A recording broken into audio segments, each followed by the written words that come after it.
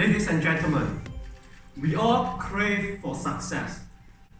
But is our level of success predetermined by our genes? We all yearn for the answer, are we destined for greatness? Or are we doomed for failure? Is it all part of our fate? Let's take a look at this case study. Who will be more successful in life? Is it A, who failed his university test, who was weak in sport, and stutter when he speaks? Or is it B, who graduated with a first-class honors, who was a top student in school, and president of school clubs? Let's have a show of hands. Please raise your hand if you think that A will be more successful in life than B. And please raise your hand if you think that B will be more successful in life than A. Okay. Sometimes it's obvious, right, that B will be more successful in life. But let's pause for a moment and take a detour through time.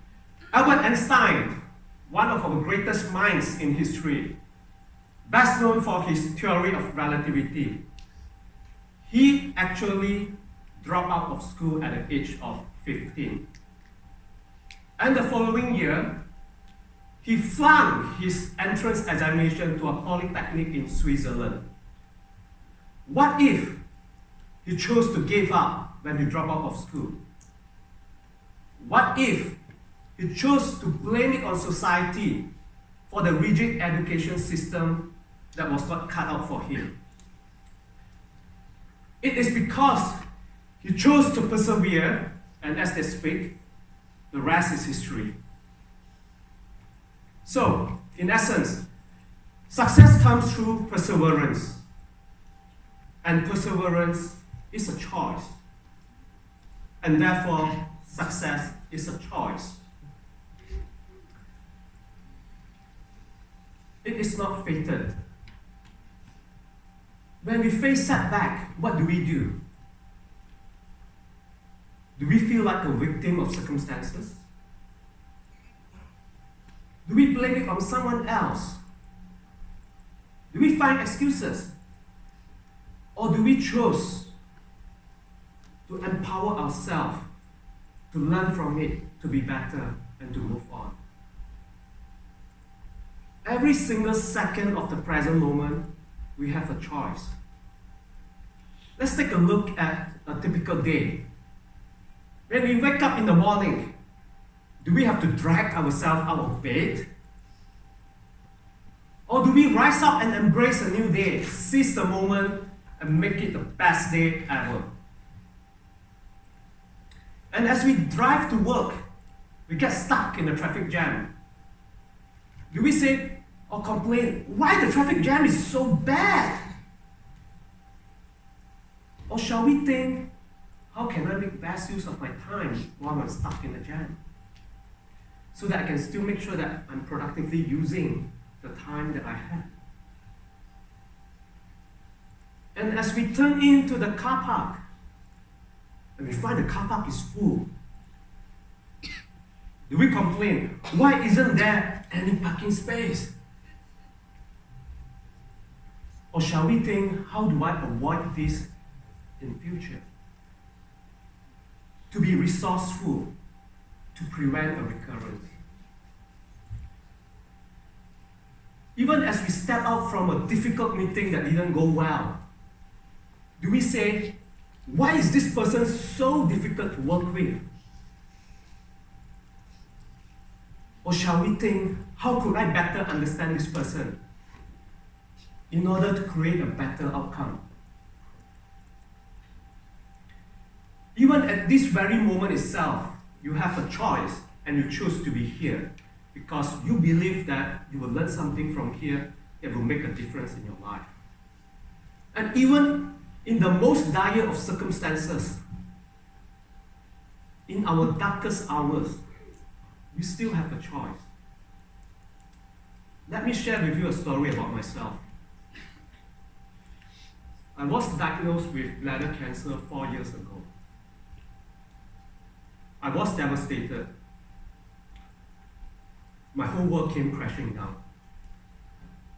I still remember that day when I relayed the news to my wife. We both broke down and cried. And I still remember that day, the innocent face of my children who couldn't comprehend why we were crying. And I still remember that day at the doctor's office when the doctor told me that I didn't fit the high-risk profile of someone who would get bladder cancer. Because I'm not a smoker and I'm not above 60 years old. I kept asking myself, why me? Oh God, why me? Why did this has to happen to me? Try as I may, I couldn't figure out the answer.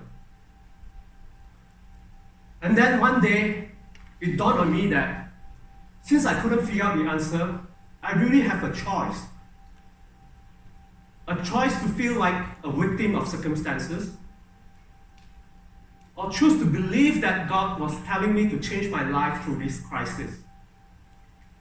And I chose the later. I changed my lifestyle, I exercise every day, make sure that I eat and drink healthily, enough of rest and sleep. And the irony of it all, I was promoted to become a principal engineer last year. So back to this case study. Who will be more successful in life?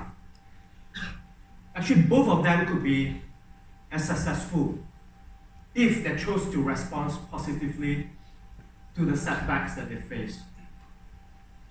Some of you may still doubt whether A could be as successful as B.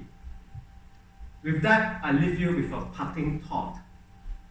What if both of them are the same person? Actually, that person is me. As human beings, we have the ability to think,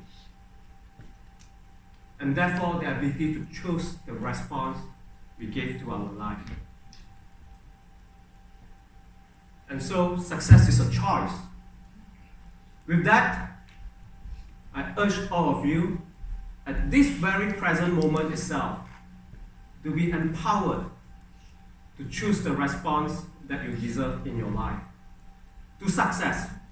Thank you, ladies and gentlemen. Thank you.